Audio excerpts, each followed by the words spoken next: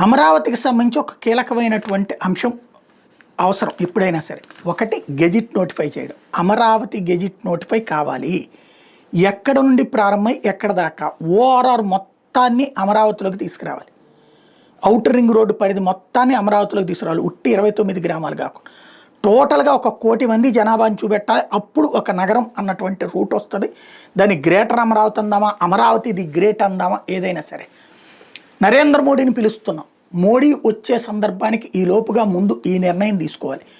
ORR, IRR ఇవన్నీ గుంటూరు, విజయవాడ 29 గ్రామాలు, మంగళగిరి ఈ మధ్యలో ఉన్నటువంటి ప్రాంతాలన్నింటినీ అటు తెనాల దాకా కలిపేస్తేనే ఇప్పటికిప్పుడు చూస్తే 80 లక్షల జనాభా అవుతుంది.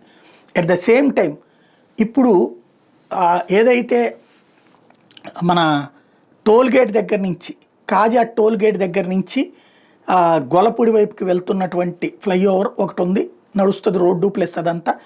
అటు ఏకంగా రామవరపాడు దగ్గర దాని పేరేంటి గన్నవరం దగ్గర కలిసేటటువంటిది. అది కేంద్ర ప్రభుత్వం కడుతోంది. ఇంకొకటి ఇప్పుడు కేంద్ర ప్రభుత్వంతోనే మాట్లాడైనా సరే విజయవాడకి ఒక రోడ్డుని మధ్యలో, అంటే ఇప్పుడు అదేంటి అవుట్స్కట్స్ గొల్లపూడి అది దాటిపోయిన తర్వాత ఆ ఏరియాలో అటు వెళ్ళి కలుస్తుంది.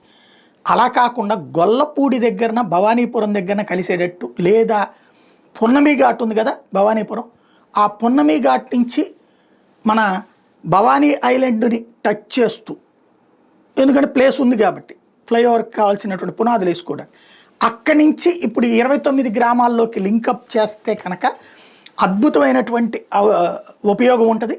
తద్వారా విజయవాడలో పార్ట్ అయిపోతుంది అమరావతిలో విజయవాడ పార్ట్ అయిపోతుంది. అట్ ద సేమ్ టైం గుంటూరులో ఆ ప్రాంతాల దగ్గర నుంచి డైరెక్ట్గా ఇప్పుడు ఉంటున్నటువంటి రోడ్డుని ఇటు ఈ లామ్ రూట్లో నుంచి తీసుకొచ్చి గోరంటలో నుంచి కలిపి ఇన్నర్ రింగ్ రోడ్డు దగ్గరికి తీసుకొచ్చి కలిపేయాలి. అప్పుడు ఇటు గుంటూరు కలిసిపోతుంది. అప్పుడు ఒక పెద్ద రూపం తయారవుతుంది. ఆ దిశగా అడుగులు వేయాల్సిన అవసరం ఉంది.